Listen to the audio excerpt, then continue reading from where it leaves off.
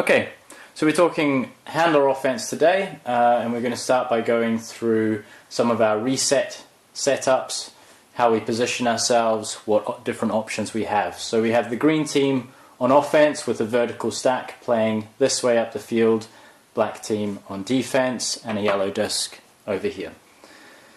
So first of all, the role of the reset, their priority is for the team to maintain possession, to keep the stall count low. They're not worried too much about gaining yards. But what we do want a good handler in that position to do is to make good cuts, set up in good positions, so that every time we reset we can immediately attack off of that with a good continuation. So first thing, handler with the disc over here is going to be looking for cutters moving into these cutting lanes for the first 4 or 5 seconds of a stall. Once that happens, they need to engage their reset to get that stall back to 0. I don't have eyes on this guy, but imagine actively turning infield to look at your reset and engage them. And now you know that you're trying to get the disc into this area of the field and probably looking for a swing across. So that's the first bit of communication. Where do we position ourselves as a reset? So here we have a force towards the sideline, reset's on the break side. We're going to be level with the disc. We have to think about how close we are. So if we set up really close, it makes it very difficult then to get free because we have a smaller area to actually set up our cuts. It's difficult to shake our man. If we're too far away, then the defender will be able to read any sort of swing pass and step inside for a block. So we really have to set up in a position where we have enough room to get free and where this immediate pass is still an easy option. That distance might change depending on the capability of that thrower. It may change depending on how strong the wind is and basically how difficult this throw becomes. So middle of the field, the first option, once we've turned to engage our reset, is just to throw it immediately into this space here. Okay? We just look at the reset and we just make the pass. Just hit me, I'm free. And ideally we're trying to lead this pass across, so we're going to be able to swing the disc. Okay, so they should receive the disc in this sort of area, and as the force tries to get on, we're then able to hit a big swing pass as our continuation. Okay, so that's option 1. Hit me, I'm free. If you're being marked tight, then maybe you're not so free. Okay. As a reset handler in this position, if you're quite confident that you want this throw to come out, the way you can communicate that is to just put your arm out towards the side, let the thrower know that you're expecting this throw to come. As a thrower, if you don't like this option, if you think that defender's too close or you can't make that throw, you want this guy to get out of there, you're going to put in a fake. Okay, you're going to fake this throw, and that tells your reset that they need to clear out, and probably the best cut for them is then to go up the line, get the disc in this sort of power position where we can then look to strike deep. So that's option 2.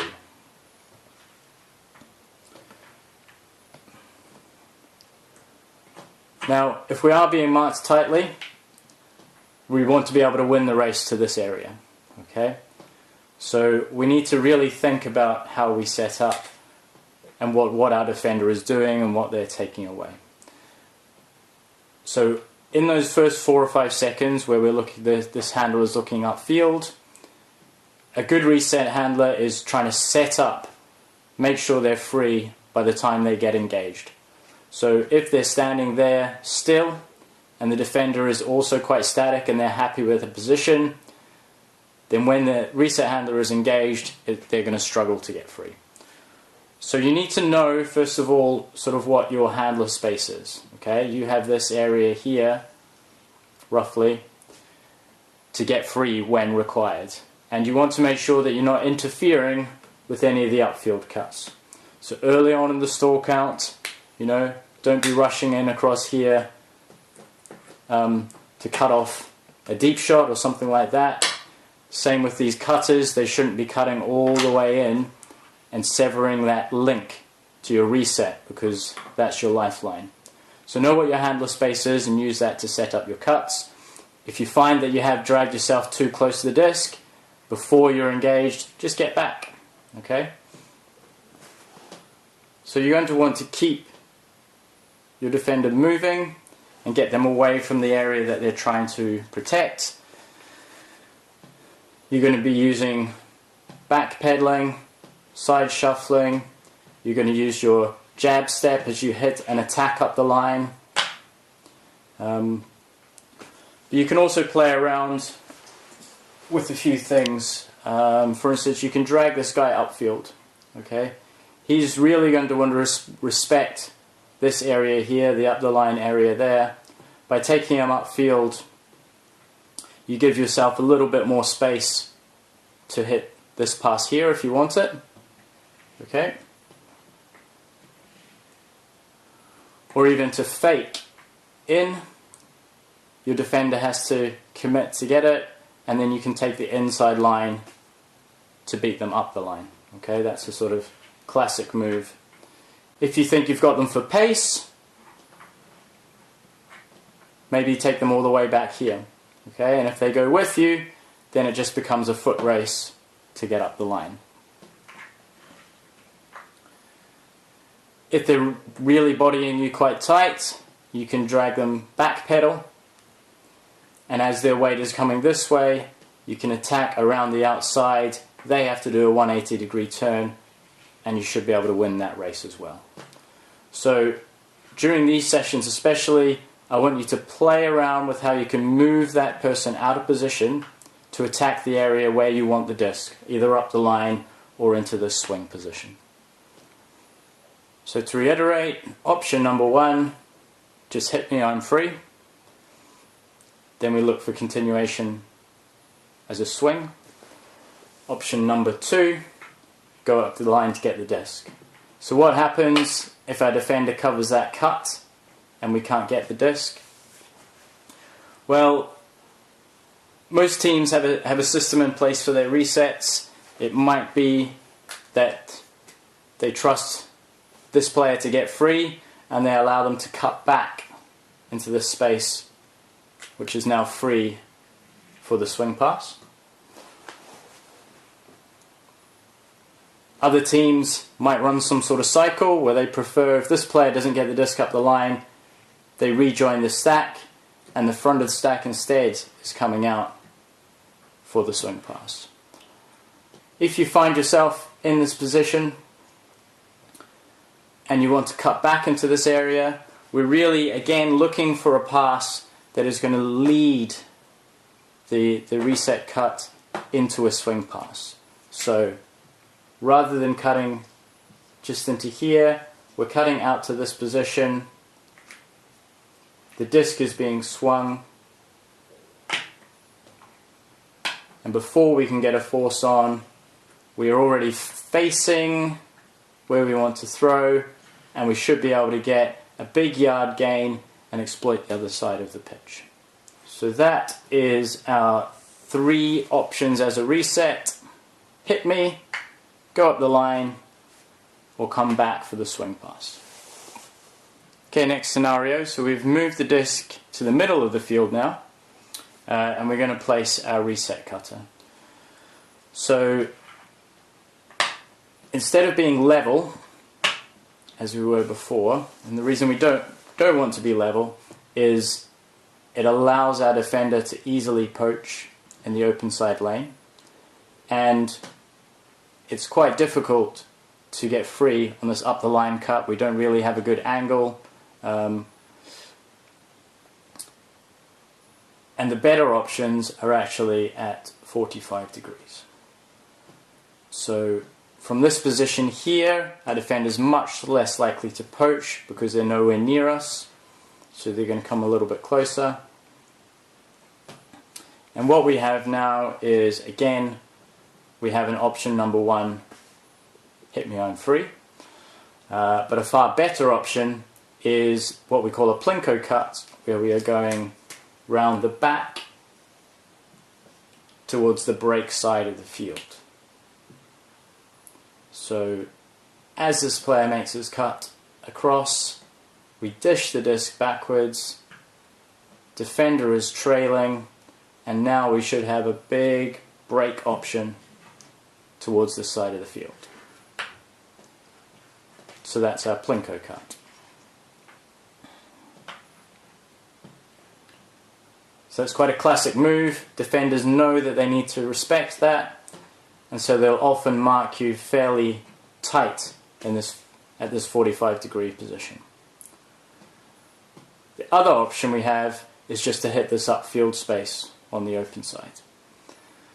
So again, if we can lose our marker, get round their back and get free into this space, we've got a nice sort of power position again for someone to make a deep cut or just to hit the open side. So that's why in the middle of the field, when there is room to go around the back as opposed to the sideline, we set up at a 45-degree angle on the open side. Let's go back to the sideline. And we're now going to force towards the middle of the pitch. So again, we find ourselves on the open side, but we're not going to go to 45 degrees because our defender doesn't respect anything around the back because that's going out of the pitch. So we're going to start up level. And again, our options here are the same as before. We can be hit with a swing pass and then try to continue the swing. We can try and beat our man up the line and allow the handler to take on the force to get it to us there on the break side. And if we don't get that disc, then we're coming back in on the open side. And again looking for a swing continuation. So that's how we set up in the reset position depending on where we are in the field, and those are our those are the options that are available to us. So a quick point here, as reset handler, we never want to cut back into this area here. Okay, we refer to this as no man's land. And we especially do it if this thrower seems nervous or they're a beginner thrower and you think that this will be an easy pass just to dump it backwards. It's kind of open sides, so we cut into this space for them. But what ends up happening is, even if we do get the disc there, we're still on the sideline, we've moved backwards, so we haven't gained anything. If you receive the disc here, your defender is right on you, so there is no chance of a continuation. And the defender will recognize that this is bad positioning, and they'll actually set up in a position like this, which cuts off any other swing pass you might want to take. So we always say, don't cut into no man's land. Hold this space behind the disc to be thrown into, to go out and get it. That's absolutely fine. If you're making your cut, be aggressive and go up the line, because you can always come back into this free space.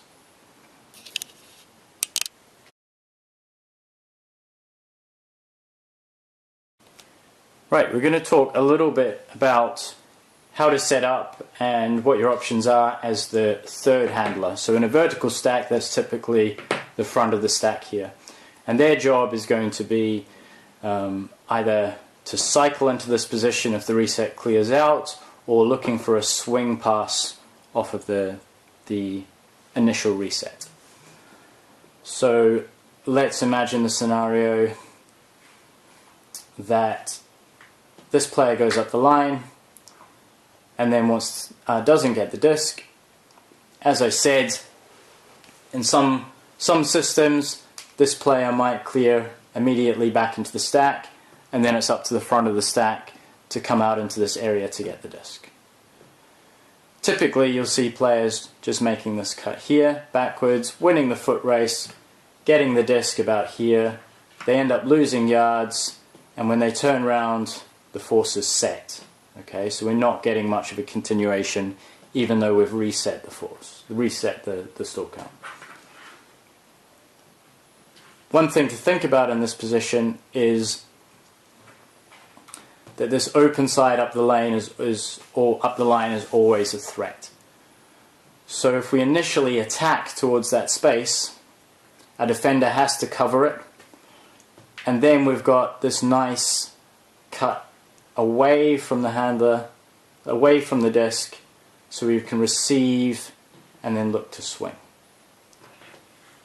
So front of the stack cut,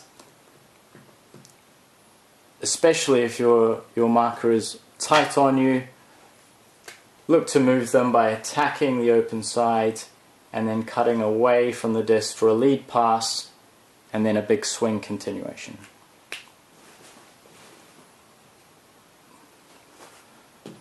So if instead you play a system where the handler goes up the line and then they're willing to come back and get the disc, then we need someone to swing off the stack to get the disc. As a basic rule, what I always say is if the player gets the disc before they reach the stack, then the best continuation is coming from the third handler to get it across to here. Okay? This throw into this space, coming from somewhere near the back, you probably don't have good vision, you're probably throwing past the defender, so it's not ideal. Take the safer option, hit the front of the stack. If, however, we get a good big reset that comes right across the stack, this player gets the disc out here.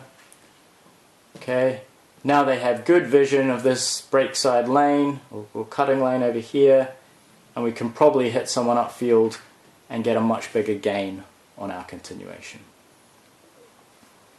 So the same rules would apply if we hit the immediate swing. So if we were able to hit this pass, there's a good continuation. If we were able to get a bit more on our first reset and got the disc out here somewhere, then we can see the lane and we can hit something a bit further upfield. A note on swinging the disc: we want to do it cleanly and we want to do it fast. Okay, so let's say defense is all marking on the open side and there's a big space to exploit over here. If we can get a quick swing out, throw that fast, and then throw this one fast, then we can immediately look to attack our break side. If it takes us a while to swing the disc because this disc is slow or it's quite far backwards, or if this person has to lay out to get it, the force can actually come and set again, we're not going to attack this space. Okay? So we really want to work hard on having perfect resets and then moving the disc quickly to exploit the free space. So think about where to set up as a third handler in the vertical stack. You are responsible for setting the rest of your stack generally. You need to be a certain distance away from the disc and towards the middle of the field. All teams play with a different setup. Some will have a really stretched out stack. Some might have an angled stack. I've played on teams that have an L-shaped stack. Whatever it is, doesn't really matter. Front of the stack is generally setting up where the rest of the stack should position themselves. When we think about resets for the front of the stack, you actually want to set up in a position where you can be an option, where this break throw here across the front into that space is on. Okay? And the closer the disc gets to the sideline, the more difficult that option is. But we can imagine from the middle of the field that that's actually a really good option to be able to hit that throw. So from the middle of the field, we're sort of offsetting towards the open side to make that throw a little bit easier. When the disc is out on the sideline, we can angle ourselves a little bit compared to the rest of the stack just to open up this throw into this space. Okay, and if we have good throwers that want to take this on, especially in this situation where there's no break side defenders, we can see that any throw into this area here is going to be picked up by one of our men. Okay, so opening up that channel is really important. Right, let's have a think about what to do if we can't swing all the way across the field. So let's say we get our first reset out, the force gets across, someone's made a cut out to this position, defender's gone with them. We can't hit this space. We don't want to just stop, look upfield in the middle of the field here, especially in vertical stack. We've just got a load of clogging, a load of people in our lane in front of us. We're not going to be able to move the disc quickly from there. So best option for our swing in this position is to then do what we call a flash back across the stack to try and get free into this position here. Okay, so if they do that and get the disc, then great, we can go and attack up our open side again. If they don't, then at least they've cleared out. We've still got a big space over here to hit someone cutting on the break side, or we can look back to our handler here and maybe run a give-go move, which we'll go over in a little bit. Out of a horizontal, we've got our third handler on the far side of the field here. If we throw our quick swing, we're looking for continuation. This player has nowhere to go but backwards, so we're not going to gain any yards on our swing. Alright, and with this defender sort of hovering about this space, it's probably going to be difficult to hit upfield as well. So our rule is, as the third handler horizontal stack, start upfield. Okay, that at least means that if we have a quick swing, we're not going to lose any yards on it. It's not a great place for continuation because you've had to cut backwards, your defender's right on you, you're just going to turn around and look at the force. But we're not going to lose yards on our swing, and we're going to be able to gain by swinging up the field. So start upfield.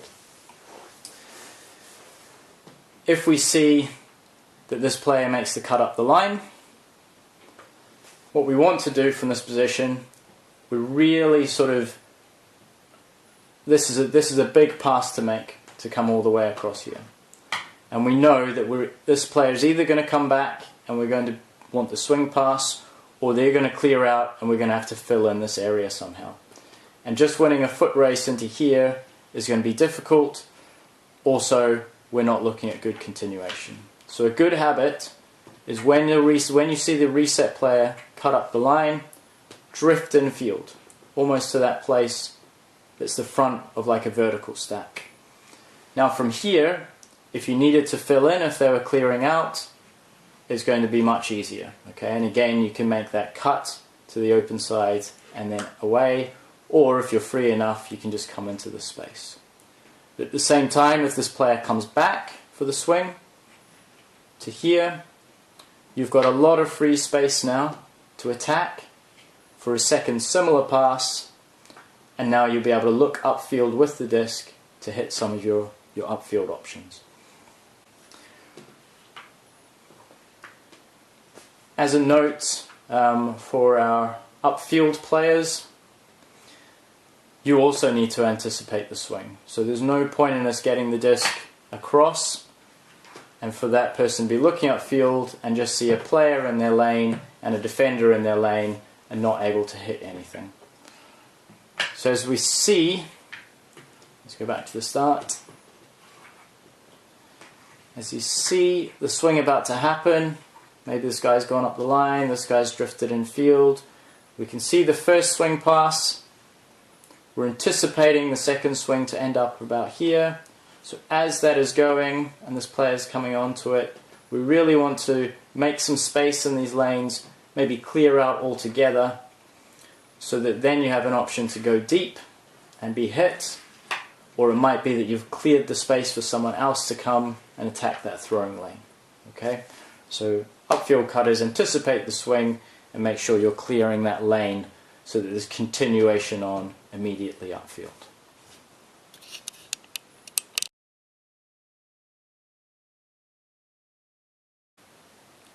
Right, we're going to talk a little bit about give goes now. So give goes are great moves for playing handler focused offense. The biggest reason is that when you have the disc, as soon as you throw, you have an immediate advantage over your defender because you're now on the open side of them. I always tell players to throw and go. So as soon as they have thrown a pass, to look to follow that disc and try and support the next person wherever they can. So typical give-go move that we see very often is someone making an in-cut, handler throws and goes, they attack at an angle, okay, looking for the little flip-off pass here, and now they're able to hit from that power position someone streaming deep. A few quick points about this give-go move. So what we're looking for from this return pass is just to give the disc back to someone who's traveling with upfield momentum and with their eyes looking upfield for a good continuation. What we're not looking to do is gain yards, and often you'll see that this player gets the disc in this sort of position and then they want to try and lead the handler upfield into this sort of space, but it's a blind spot for them and it's where a defender could be lurking. So we don't need to be throwing anything to gain yards on this return pass that goes behind the blind spot of the receiver. All we want to be doing is giving it back to this player as they're traveling upfield and looking upfield. So we can go backwards, that's absolutely fine. It's a safer pass and we're going to get the benefits of that third pass out of the give-go move. As a quick side note, any other handlers should also be looking for the little handoff. So for instance, maybe we get a throw to a break cut out to here. This handler should immediately be looking for the power position. And the same on this side. If we go open side, we throw, this person follows, but maybe they don't have the right angle.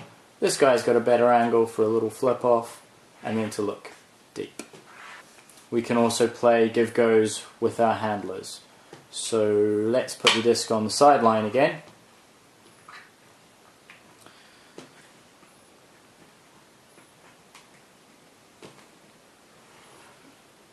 We can use a give-go move to help our swing get across the field.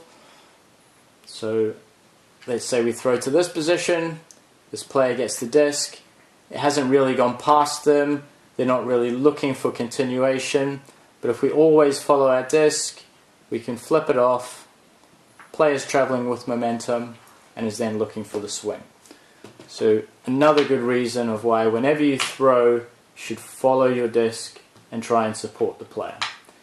Even if it's a good throw into this space, follow in case they want it. You can call off your cut after 2 or 3 steps if it's not on and allow them the space. The same with the upfield throw. Follow it, give them the option. It's up to the receiver whether they want to take the give-go, and it's up to you if you want to back out of it and instead set yourself up in a supporting reset position role. Another classic give-go move through the handlers. So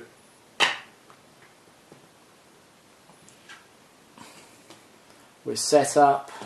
Let's just put 2 cutters upfield.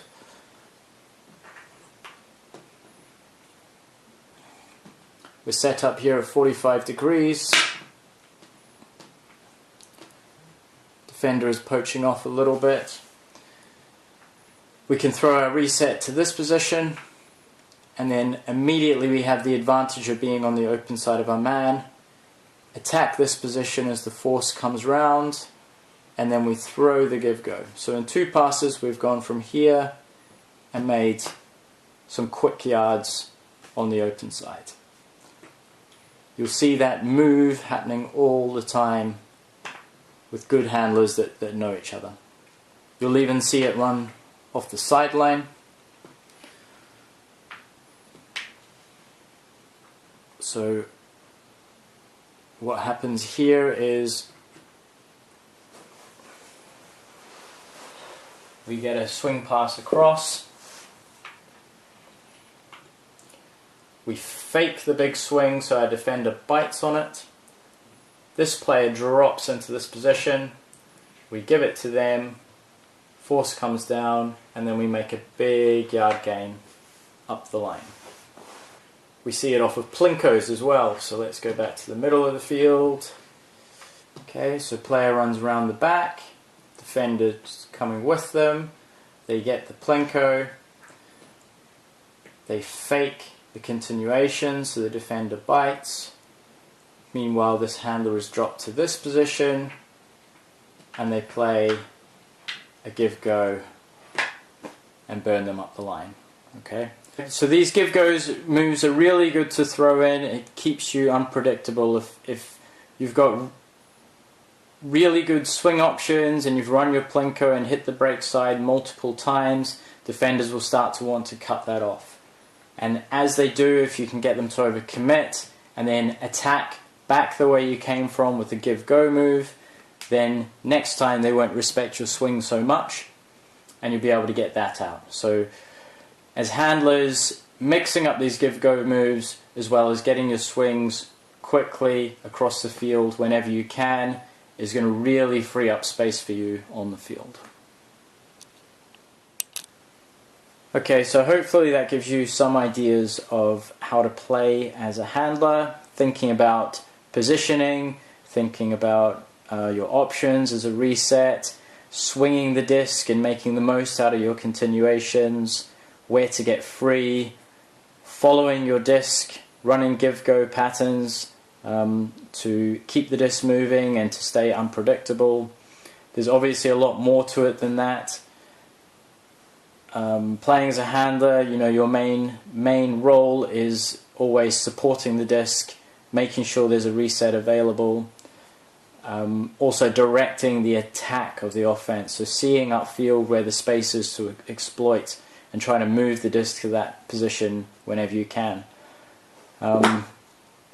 Another really important thing about playing handler, I feel anyway, is to always throw in some deep strikes. Okay, if you want your defender to respect you and you want some room to be free around the disc, especially from this third handler position here, is to, you know, as soon as the disc goes to an upfield cutter, just burn deep and let your defender know that you're not always going to be hanging around level with the disc.